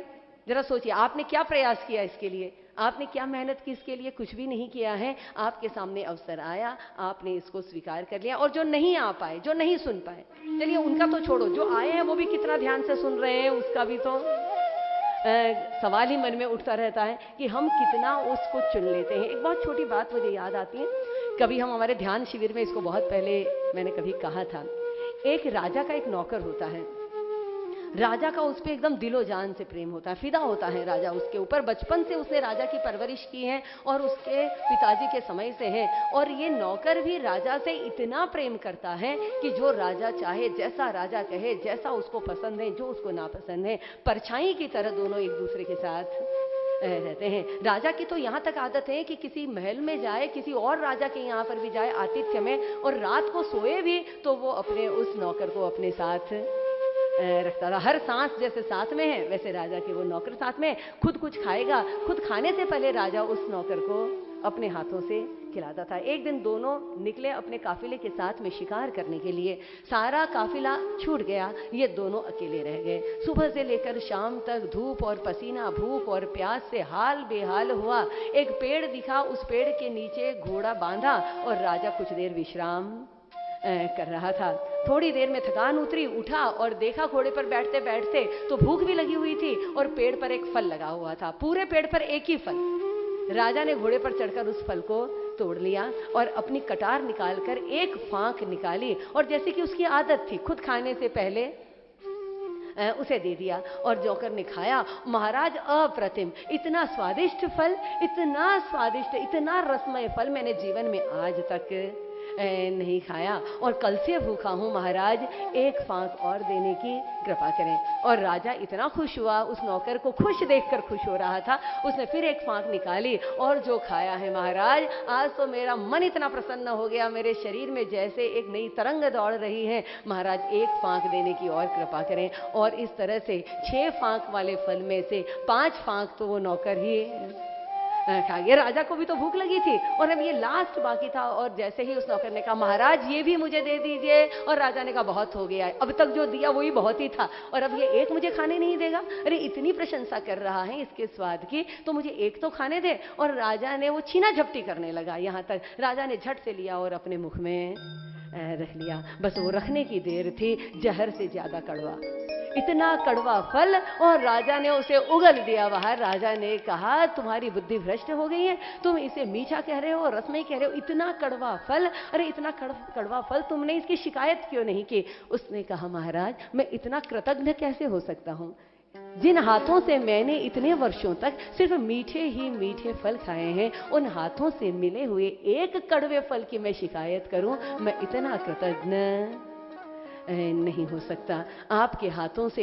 हे प्रभु कन्हैया, मैंने न जाने जीवन में इन 50 वर्षों में कितने मीठे फल खाए होंगे, तूने मुझे कहाँ था बैठा दिया फलक पर, मुझे खाक से उठाकर इतने मीठे फल मैंने तेरे हाथों से खाए हैं, पर आज एक कड़वा अवसर मेरे जीवन में आता है और हम दोष देने लगते हैं कि भगवान गलत है, भगवान पक्षपात करता है, भगवान मुझे देखता नहीं है, भगवान को मेरी बात सुनाई नहीं देती है। अगर वो देखिए, जीवन में जो कुछ आपके सामने आया है ये उसी की कृपा से आया है। हो सकता है कि कड़वी दवा खाने से तुम्हारा डेंगू चला जाएगा ना। डेंगू अगर हो गया है, ज्वर चढ़ गया है इस संसार में काम क्रोध लोभ मोह का, तो फिर भगवान क्या करेगा? कड़वी दवा ही तो पिलाएगा। और अगर उस कड़वी दवा को आपने स्वीकार कर लिया है ना, पीना तो पड़ेगा ही। अब मन मार कर पियो या नाक बंद करके पियो या बड़े प्रेम से मुस्कुरा कर पियो, पीना तो पड़ेगा। और पीते ही तुम्हारा सारा ज्वर उतर जाएगा, सारे विकार जले जाएंगे, सारे दोष समाप्त हो जाएं। ये भागवत आज हमें भगवान के प्रेम को समझाने के लिए, हमको संसार का प्रेम पता है, संसार का प्रेम क्या और भगवान का प्रेम क्या। प्रेम के सारे नियम उल्टे हैं भगवान के, मतलब भगवान के सीधे हैं और हमारे गलत बोल दिया, क्योंकि हमको इतने सालों से जो कर रहे हैं वही सीधा दिखाई देने लगेगा। लेकिन भगवान का प्रेम क्या होता है, उसके लिए एक बहुत सुंदर घटना आज सुखदेव जी महाराज परीक्षित को समझा रहे हैं कि जीवन में हमें अवसर मिलते हैं, अवसर मिलता है किसी संत को प्रणाम करने का, अवसर मिलता है दशांश हमारे धन का दान करने का, हमको मौका अवसर मिलता है किसी जरूरतमंद की सहायता करने का, अपने माता पिता की सेवा करने का। हमको जब जब मौके मिलते हैं, जैसे क्रिकेट खेलते समय कोई खिलाड़ी बॉल को लपकने के लिए एकदम रेडी रहता है, आ रही है ठीक है, आने दे, कब आएगी, हलवा, तब तक तो न चौका न छक्का न आउट, सब ऐसे ही कर तो जाता है। वो एकदम रेडी रहता है, बस बॉल आए और लपकने को तैयार। वैसे ही वन शुड बी रेडी, एकदम रेडी रहना चाहिए, कब मौका आए और लपकने को तैयार। मौके मिलते हैं हमें और हम सोचते हैं आज नहीं, एक आधा तो ठीक है, कल उठकर प्रणाम कर लेंगे, क्या फर्क पड़ता है, और कल गंगा जी में डुबकी लगा लेंगे, है ना। एक बार जो मौका मिलता है, इस पल में तुमने डुबकी लगाई। कोई इंसान अगर ये कहे मैंने 2 बार गंगा जी में डुबकी लगा ली है, तो मैं कहूंगी वो एकदम गलत है। उसकी ये समझ नहीं है कि गंगा जी हर पल नहीं है, गंगा जी हर पल डिफरेंट है। पानी बहता हुआ है और बहते हुए पानी में आप एक बार ही डुबकी लगा सकते हैं। आप जब जब डुबकी लगाएंगे वो एक ही बार होगा, क्योंकि गंगा हर पल बदल रही है। वैसे ही जीवन बहता हुआ पानी है और ये बहते हुए पानी में हमें जब अवसर मिलता है डुबकी लगाने का और मौके को उठाने का, हमें उसे चूकना नहीं है। आदत पड़ी हुई है, देखेंगे, बाद में कर लेंगे, सोचेंगे, फिर अवसर ये होना हो। हमको टालने की आदत पड़ गई है जीवन में। हमको लगता है चूक गए तो क्या हो गया, 1 मिनट चूक जाओ ना ट्रेन पकड़ने में, तब पता चले आपको कि चूकना क्या होता है। हमने तो बहुत बार ऐसा हो गया हमारे साथ, नहीं बहुत बार तो नहीं, 2 ही बार हुआ है। एक बार ट्रेन छूट गई वृंदावन से, और वो भी उर्मिला जी साथ में थी, और एक बार फ्लाइट छूट गई तब छोटी माँ साथ में थी। ऐसा नहीं कह रही हूँ मेरी गलती नहीं थी, लेकिन फिर भी मेरी नहीं थी, ऐसा मैं यहाँ से कह सकती हूँ। और वो गलती एक बार ही हमने की जिंदगी में। अब तो ट्रेन आने से पहले वो सारा चेक कर लो, कब ट्रेन पहुंचने वाली है, क्या होने वाला है। पहले हम फ्लाइट के लिए सुबह सुबह 2 बजे निकल जाते थे आश्रम से, 4 बजे पहुंचेंगे, एयरपोर्ट पे पकड़ लेंगे। अब हमारे होश ठिकाने आ गए हैं कि हम जानते हैं कि भाई वो 50,000 का झटका एक बार टिकटों का लग गया था, अब ये गलती दोबारा जागोगे तब तक लेट हो जाती है ना, झटके खाकर ही जागना आवश्यक है। आप हमारी बात समझ कर ही होश में आ जाए। 4 धाम की यात्रा में पहले ही दिन पहली ट्रेन पकड़नी है, 1 महीने का प्रोग्राम फिक्स है। उस बंदे को पूछो कि 1 मिनट लेट अगर स्टेशन पर पहले ही दिन पहुंच जाए तो वो चूकना कितना नुकसानदायक और अफसोस देने वाला होता है। बिल्कुल ऐसी ही घटना घटी आज। देवताओं के राजा इंद्र बैठे हुए हैं इंद्राणी के साथ में। लिस्ट बनानी चाहिए जीवन में। आज तो मुझे लगता है कि कथा के बजाय आपके जीवन की ही कथा आपको सुना दूं। प्रायोरिटी किस चीज की है जीवन में, मुझे बताइए। आपको अगर मैं आपके सामने 4 चीजें रखूं और आपको कहूं आपके जीवन में इन 4 चीजों की प्रायोरिटी की लिस्ट बनाइए, अभी आप लोगों को मैं मौका दे रही हूं। आपके सामने पहली चीज आएगी 70,000 रुपये का आईफोन, राइट, जो नया आया हुआ है। एप्पल 6 के बाद आईफोन 7 भी आ गया है। तो पहली चीज है आईफोन 7, कीमत क्या है? 70,000 रुपया। और दूसरी है बिस्लेरी की पानी की एक बोतल 20 रुपये की। तीसरी है एक रोटी जो गंगा जी के घाट पर कोई अन्नदान में दे रहा है, एक रोटी, एक बॉटल पानी, एक टॉर्च और एक एप्पल का मोबाइल। 4 चीजें आपके सामने हैं और आपके जीवन में प्रायोरिटी किस चीज की है, ये लिस्ट आपको बनानी है। हर कोई अपनी अपनी लिस्ट बनाएगा ना, एक ही जैसी तो बन नहीं सकती है, हर किसी की प्रायोरिटी अलग अलग है। मुझे बताइए, सबसे नंबर 1 पर कौन सी चीज को रखोगे? जल्दी से बोलो। पानी, पानी को रखते हैं। मोबाइल को, मोबाइल रखो यार, मोबाइल के बिना तो आप जी नहीं सकते ना। रोज भागवत में कहती हूँ मोबाइल साथ में मत लाओ यार, मोबाइल बाजू में रख दो, फिर भी आप मोबाइल के बिना नहीं रह सकते, मोबाइल तो चाहिए। तो सबसे ऊपर मोबाइल को रखना चाहिए या नहीं? क्यों नहीं? मोबाइल के बिना जी सकते हो क्या? पक्का? तो आज शाम के सेशन में मोबाइल यहां लेकर ही नहीं आना। हाँ, बाकी जो लेकर आ रहे हैं वो भी लेकर नहीं आना। चलो, तो सबसे पहले नंबर ऊपर पानी रखेंगे, राइट? क्योंकि बिना रोटी के तो आदमी चला भी सके, बिना मोबाइल के चला सकता है, पर बिना पानी के तो नहीं चला सकता। ओके, नंबर 1 पर पानी। दूसरे नंबर पर, अच्छा रोटी तो चाहिए है ना गुरुमा, बाकी कुछ हो ना हो, टॉर्च से क्या करेंगे? हमको तो रोटी चाहिए। नंबर 1 पानी, नंबर 2 रोटी, नंबर 3 मोबाइल। अच्छा टॉर्च, टॉर्च क्या करेगी भाई? नंबर 3 तो मोबाइल के अंदर भी तो टॉर्च रहती है, मोबाइल में टॉर्च है तो मोबाइल ऊपर रखोगे सुरुचि में?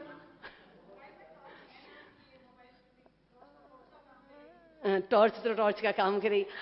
तो नंबर 3 पे आप, चलिए टॉर्च रखेगा, कोई मोबाइल रखेगा। अब जिसके बेचारे के वो तो आईफोन 7 है इसलिए उसमें टॉर्च है, वो मेरा नोकिया का जो 1000 रुपए का मोबाइल है, तो फिर क्या करोगे? तो फिर मोबाइल ऊपर रखोगे, फिर भी टॉर्च ऊपर रखोगे। ओके, तो mobile is the list thing, right? जीवन में ये बात आपके समझ आ गई, अभी खुद ही तय कर रहे हो। अब होना देखिए, आप लोग ये जो लिस्ट बना रहे हैं ये किस बेस पे बना रहे हैं?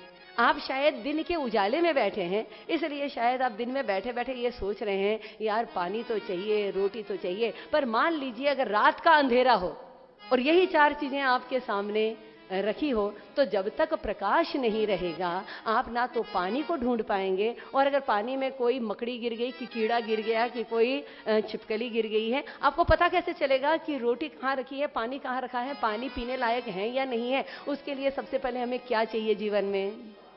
प्रकाश चाहिए। बाहर की दुनिया को देखने के लिए टॉर्च वाला, मोबाइल वाला प्रकाश चलेगा, पर भीतर की दुनिया को जानने के लिए गुरु नाम का टॉर्च चाहिए, गुरु नाम का प्रकाश चाहिए। और जिसने गुरु को पहली प्रायोरिटी दी जीवन में वो तो तर गया है। कई सारी कथाएं भरी पड़ी हैं, लेकिन जिसने प्रायोरिटी में गुरु को नहीं रखा, ऐसे भी लोग अगर देवता भी होंगे ना तो भी उनके जीवन में 3 चीजें हो जाएगी। जिन्होंने अपने जीवन में प्रायोरिटी की लिस्ट सही नहीं बनाई तो कान खोलकर सुनना, उनके यहाँ 3 चीजें पक्की होगी। सबसे पहले उनके यहाँ अभाव होगा, उनके यहाँ अभाव होगा, उनको हमेशा भयभीत रहना पड़ेगा, उनको हमेशा डर लगा रहेगा। और तीसरी, वहां मौत नाचती है वहां पर। ये 3 चीजें उसके जीवन में होती हैं जो प्रायोरिटी की लिस्ट बराबर नहीं बनाता। इंद्र ने गलत कर दिया।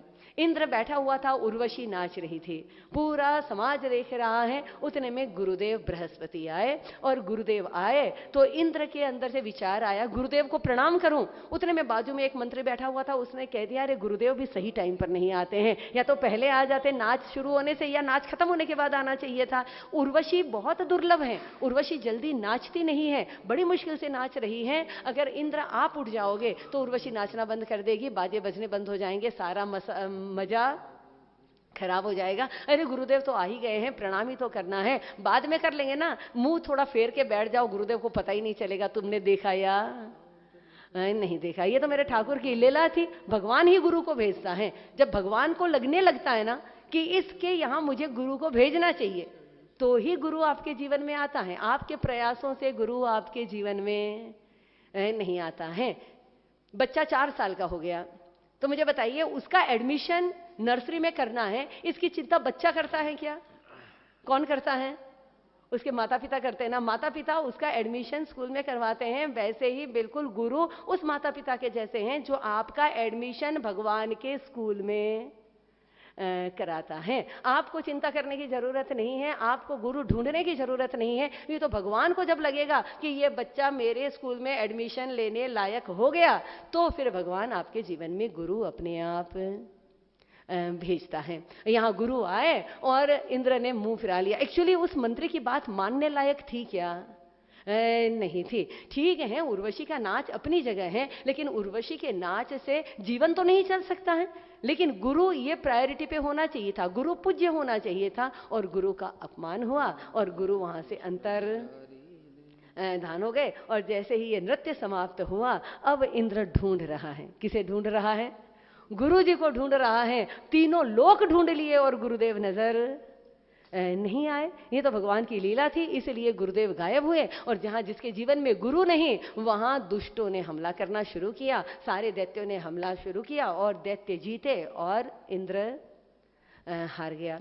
यहाँ इंद्र जब हार गया तो अब क्या किया जाए? दैत्यों ने तो इंद्र गए, अब गुरु जिसके जीवन में नहीं है वो पूछे किसको? तो पूछ लिया ब्रह्मा जी को, क्या करें? ब्रह्मा जी ने कहा डुप्लीकेट गुरु बनाओ, बिना गुरु के चल नहीं सकता। डुप्लीकेट गुरु, अब कोई भी ओरिजिनल पार्ट गाड़ी में रहे तो उस ओरिजिनल पार्ट का तो एक लंबा लाइफ होता है, पर डुप्लीकेट तो कब धोखा देगा पता नहीं।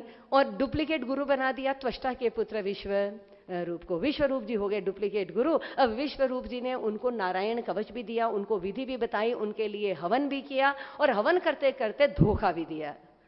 अब धोखा ये दिया कि उनके 3 मुख थे, 2 मुखों से तो वो इंद्राय स्वाहा, इंद्र के नाम से आहुति दे रहे थे, पर तीसरा मुख था उसके नाम, उस मुख से वो दैत्यों के नाम की आहुति देने लगे। इंद्र को पता चला धोखा दे रहे हैं, गुरु का सिर धड़ से, अब ये डुप्लीकेट थे इसलिए मर भी गए। अब जब वो मर गए तो उनके पिताजी को बड़ा क्रोध आया, और पिताजी त्वष्टा को जब पता चला तो उनके मन में एक अभिचार आ गया, इंद्र को मारने वाला पैदा करूं, ऐसा मंत्र उन्होंने पढ़ा और आहुति डाली। लेकिन कहीं उस मंत्र में गड़बड़ हो गई, इंद्र को मारने वाला पैदा होने की बजाय इंद्र से मरने वाला पैदा हो गया। मंत्र बड़े ही पावरफुल होते हैं, मंत्र की थोड़ी सी भी सूची गड़बड़ हो जाए तो सारा अर्थ का अनर्थ हो गया। और एक ऐसा प्रकट हुआ त्वष्टा का पुत्र जिसका नाम था वृत्तासुर। वृत्त की तरह बढ़ रहा है एकदम, रोज 1-1 मीटर बढ़ता है, ऊपर नीचे दाएं और बाएं। इतना विशाल था कि मुंह खोले तो हाथी के हाथी उसके मुख में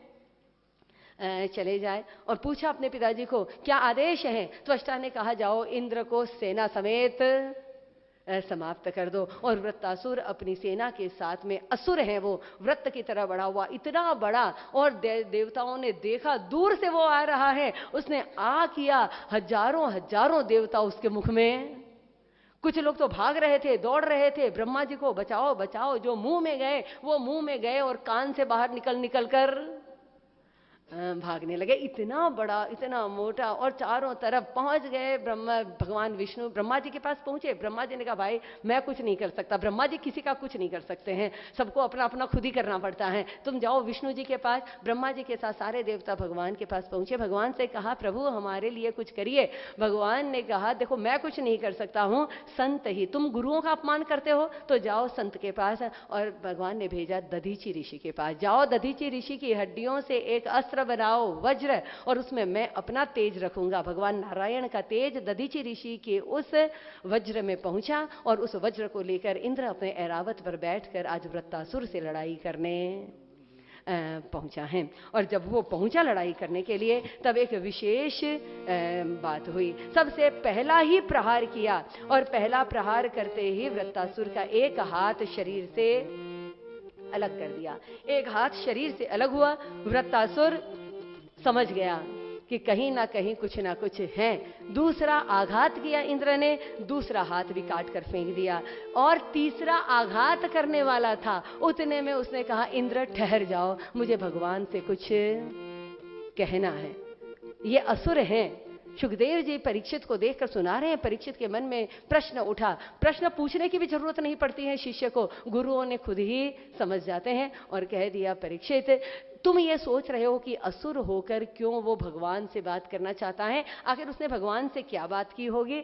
और तब उसने कहा इंद्र जरा ठहर जाओ, मुझे भगवान से क्या कहना है। भगवान से बोले इंद्र तुम्हें क्या लगता है कि भगवान, मैं जानता हूं कि तुम कुछ नहीं कर सकते हो, तुम्हारे हाथ में ये जो वज्र है, इस वज्र में स्वयं भगवान की शक्ति है, और मैं मरने वाला हूं ये मैं जानता हूं। लेकिन मैं इस वज्र से यदि मर भी जाऊं तो तुम ये ना समझ बैठना कि भगवान तुझसे ज्यादा प्रेम करते हैं।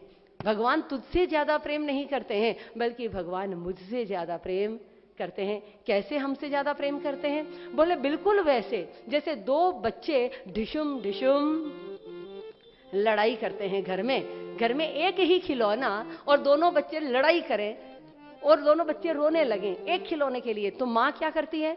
माँ दौड़ती हुई आती है और आकर खिलौना लिया और एक बच्चे को पकड़ा दिया और वो बच्चा खिलौने से खेलने लगा, और दूसरा जो रो रहा है उसको माँ ने अपनी गोद में लिया और खुद ही उसके साथ खेल रही है। तो अब वो खिलौने से खेलने वाले बच्चे को पूछो कि माँ किससे ज्यादा प्रेम करती है? जो गोद में बच्चा है उससे ज्यादा प्रेम करती है या जो खिलौने से खेल रहा है? जो खिलौने से खेल रहा है। इंद्र वो तुम हो, क्योंकि स्वर्ग एक खिलौने से ज्यादा नहीं है। देवता कहते हैं मुझे चाहिए, दैत्य कहते हैं मुझे चाहिए। आज यदि भगवान इन दैत्यों को मारकर ये स्वर्ग लेकर इंद्र को दे भी दें तो खिलौने से तुम खेलते रहो, और भगवान यदि मुझे मार देंगे इसका मतलब है उनके हाथों से मरना, इसका मतलब है उनकी गोद में बैठना, मेरा तो उद्धार हो जाए, मुझे अपनी गोद में ले लेंगे। ये है भगवान का प्रेम। भगवान जिससे प्रेम करते हैं उससे सारे खिलौने छीनते हैं। 500 की नोट छीनते हैं, 1000 की नोट ये छीनते हैं ना, तो समझ लो कि कहीं ना कहीं भगवान आपसे प्रेम। अब जिनको खिलौनों में आज आ ही रहा है बार बार, देखो मैं तो 500 को याद भी नहीं कर रही हूं।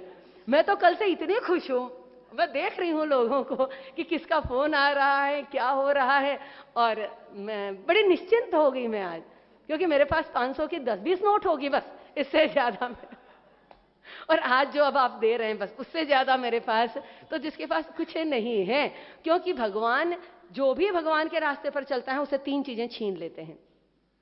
अगर वो आपके जीवन में हो रहा होगा ना, तो समझ लेना सीधा सीधा लक्षण है कि भगवान तुमसे प्रेम कर रहे हैं। कौन से 3 प्रयास असफल करते हैं भगवान? अपने भक्त के 3 प्रयास असफल करते हैं। एक तो यदि वो धर्म के लिए कोई कार्य कर रहा है, भगवान उसके काम को रोक देते हैं। क्यों रोकते हैं? क्योंकि उसके पीछे उसकी पुण्य कमाने की भावना होती है। मुझे कुछ मिलना चाहिए, धर्म का काम इसलिए कर रहा हूं क्योंकि मुझे कुछ मिलना चाहिए। अगर ये भाव से कोई भी धर्म का कार्य किया जा रहा होगा, और आप अपने आप को चेक करो, आप कितना भी कह लो कि हमारे पीछे कोई भावना नहीं है, हमको तो गोपाष्टमी है इसलिए दान देना है, हमको तो गंगा जी के तट पर दान देना है, पर कहीं ना कहीं बैक ऑफ द माइंड क्या है कि हमको पुण्य मिलेगा। और अगर ये आपके मन में है तो आपका वो सारा धर्म का कार्य भगवान असफल कर देता है। पैसा कमाने के पीछे यदि आप कोई प्रयास कर रहे हैं तो वो भी असफल करेगा। अगर वो आपसे प्रेम करता है तो यदि कोई विषय वासना आ जाए, ये मुझे चाहिए, टीवी मुझे चाहिए, वो मुझे चाहिए, प्रशंसा मुझे चाहिए, ऐसा मुझे चाहिए, ये चाहिए वाली जब कामना किसी के भीतर आ, तो अर्थ, धर्म और काम, इन तीनों के लिए किए गए प्रयासों को जब भगवान असफल करने लगे तो समझ लेना भगवान आपसे प्रेम, आप भगवान से प्रेम करते हैं। ये कितना भी दावा आप करते रहें, आपको प्रेम का ABCD पता नहीं है, इसलिए प्रेम का दावा करना ही बंद कर दीजिए। तो भगवान यदि प्रेम करता है, देखिए हम दवा खा रहे हैं, उसका हमको लाभ हो रहा है या नहीं हो रहा है इसका पता भी तो करना। हम भागवत की कथा सुन रहे हैं, अब हमको इसका कोई फायदा हो रहा है कि नहीं हो रहा है।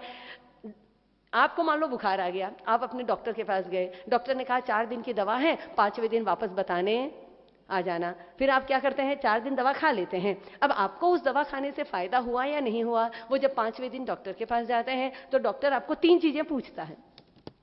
3 चीजों में यदि आपका जवाब पॉजिटिव रहा तो डॉक्टर समझ जाता है कि दवा ठीक ठीक चल रही है, इस दवा को और 3 दिन कंटिन्यू करो। सबसे पहले आप कहेंगे नींद नहीं आती थी, अब नींद आने लगी।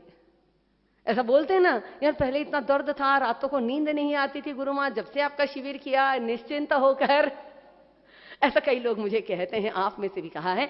तो आप कहते हैं डॉक्टर को, डॉक्टर साहब पहले बहुत मन ना उथल पुथल होता रहता था, विचार आते रहते थे सोने के बाद में भी, पर आजकल नींद बड़ी अच्छी आ रही है। डॉक्टर कहता है एकदम अच्छा लक्षण है। दूसरा आप बोलते हैं अब थोड़ी थोड़ी भूख भी लगने लगी है ना, पहले तो कुछ खाने का ही नहीं मन होता था, पर आजकल तो उर्मिला जी जो दलिया बनाती है ना, वो भी बड़ा अच्छा लगता है, घी बुरा डालकर दलिया खा लेते हैं, अब दलिया खाने का मन होने लगा है। ठीक है, खाने में आपकी रुचि पैदा हो गई। और तीसरा लक्षण डॉक्टर पूछता है तो आप कहते हैं अब थोड़ा टहलने का मन भी करता है। पहले तो गिरा गिरा ही लगता था, कुछ काम में ही मन नहीं लगता था, अब तो कुछ करने का मन होता है। ये 3 लक्षण हैं तो समझो दवा आपके लिए सही है। और अगर नहीं है ये लक्षण तो डॉक्टर भी बदलो। और वैसे ही अगर आप भजन करते हैं तो वो भजन आपका सही दिशा में है या नहीं है, ये कैसे पता चलेगा? पहली बात, भजन करने वाला निश्चिंत तो होना चाहिए।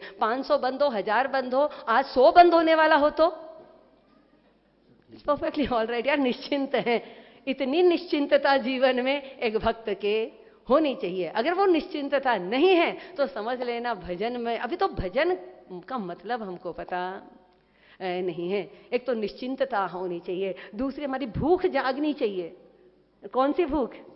हाँ, खाने की नहीं, सुमति जागनी चाहिए। सुमति का मतलब होता है अच्छा कार्य करने की भूख जागनी चाहिए। पहले 1 माला जपता था, अब 5 माला जपूंगा। पहले एक उपवास का, जो भी आपकी रुचि है अच्छे कार्य करने की, सेवा करने की, दान करने की, जप करने की, तप करने की, वो रुचि जब जीवन में बढ़ने लग जाए। और तीसरा, आपका तन और मन एकदम फुर्तीला हो जाए। अब उसके बाद आपको बीमार हूं, ऐसा हूं, वैसा हूं, यानी अपने शरीर के प्रति जो आसक्ति है वो आपकी ना रहे, तत्पर हो आप कोई भी कार्य करने के लिए। अगर ये लक्षण हैं आपका तो समझ लेना मन टिकता है अब आपका किसी एक जगह पर भजन में, तो आपकी भजन होती है। बात हमारी वृत्तासुर की चल रही थी। वृत्तासुर ने क्या किया? वृत्तासुर ने कहा कि देख, मैं अभी भगवान से एक बार थोड़ी बातचीत तो कर लूं। बहुत सुंदर बातचीत की है आज, असुर होने के बावजूद भी। असुर क्यों हुआ? तो किसी के श्राप से हो गया, पिछले जन्म की बात है, वो सारी कहानियां अभी हम नहीं करेंगे। लेकिन उसने जो प्रार्थना की है वो प्रार्थना अपने आप में बहुत ही अद्भुत है। संस्कृत में की गई प्रार्थना है और आज ये कह रहा है कि देखो, मैं जानता हूं प्रभु कि आप ये समझ रहे होंगे कि मुझे स्वर्ग का सुख चाहिए या मुझे कुछ और चाहिए। ना मुझे स्वर्ग का सुख चाहिए, ना मुझे अर्थ चाहिए, ना धर्म चाहिए, ना काम चाहिए। यहां तक कि वो असुर होने के बावजूद भगवान से ही कहता मुझे मोक्ष भी नहीं चाहिए। मुझे क्या चाहिए प्रभु? बस मुझे तो एक ही चीज दीजिए, आपका विरह होना चाहिए।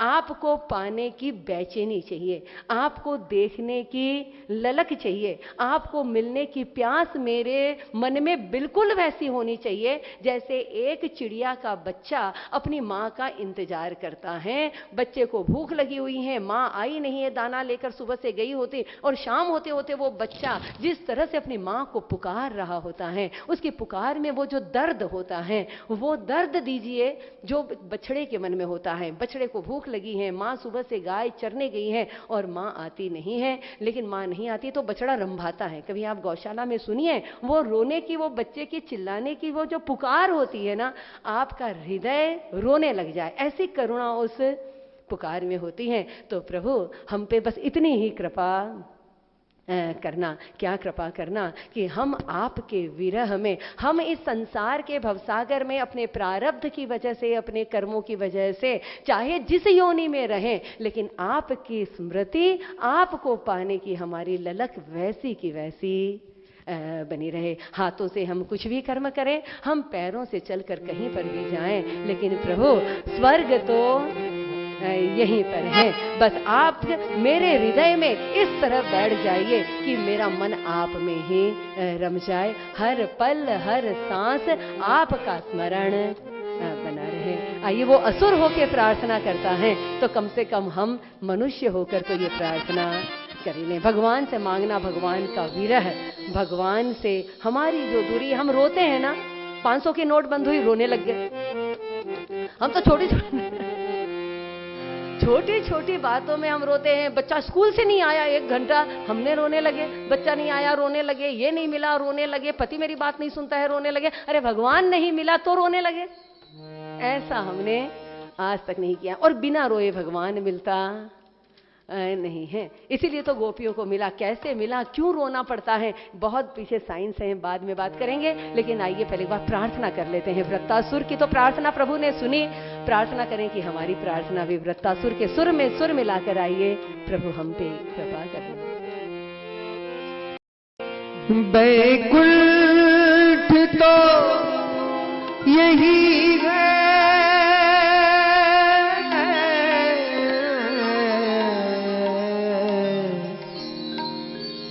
हृदय में रमा करना।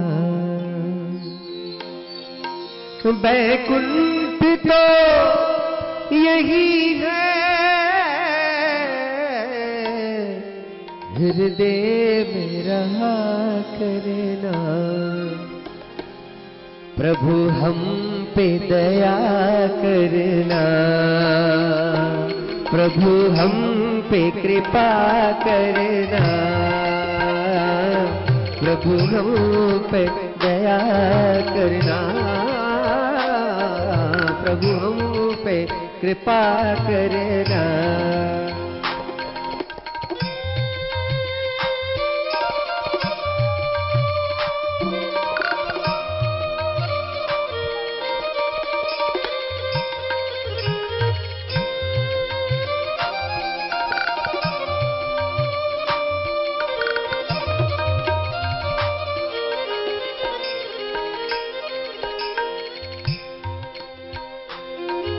गूंजेंगे राग बनकर वीणा के तार बनकर, गूंजेंगे राग बनकर वीणा के तार बनकर, प्रगटोगे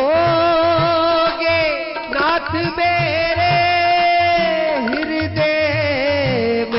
प्यार बनकर, हृदय में प्यार बनकर। हरि रागिनी की धुन पे, हरि रागिनी की धुन पे स्वर बन के उठा करना। हरि रागिनी की धुन पे स्वर बन के उठा करना। प्रभु हम पे दया करना, प्रभु हम पे कृपा करना, प्रभु हम पे दया करना, प्रभु हम पे कृपा करना, प्रभु हम पे दया करना, प्रभु हम पे कृपा करना।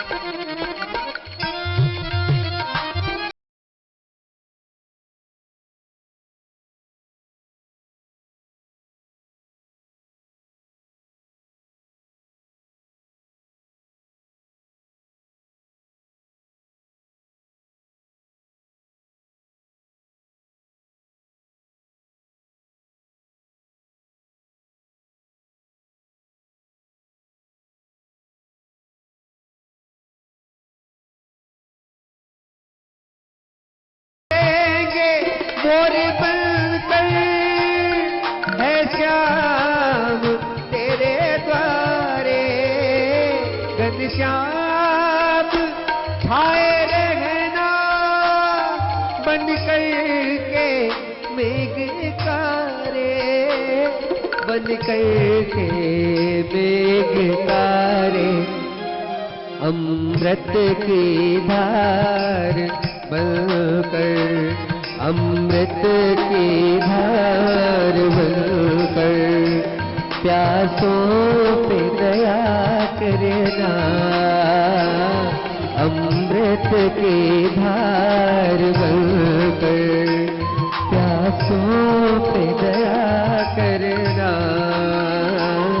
प्रभु पे दया करना, प्रभु हम पे कृपा करना, प्रभु हम पे दया करना, प्रभु हम पे कृपा करना, प्रभु हम पे दया करना, प्रभु हम पे कृपा करना।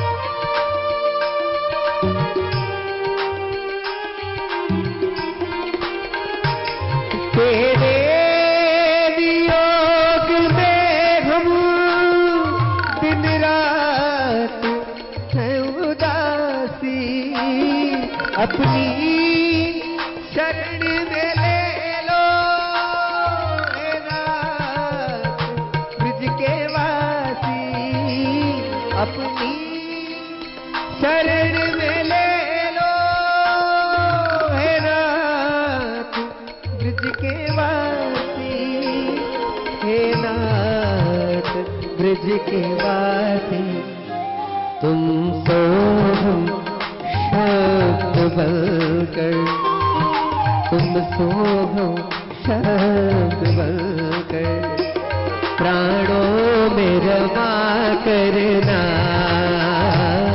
तुम सो हम शब्द बनकर, तुम सो हम शब्द बनकर, प्राणों में रमा करना। प्रभु हम पे दया करना, प्रभु हम पे कृपा करना, प्रभु हम पे दया करना, प्रभु हम पे कृपा करना, प्रभु हम पे दया करना, प्रभु हम पे कृपा कर।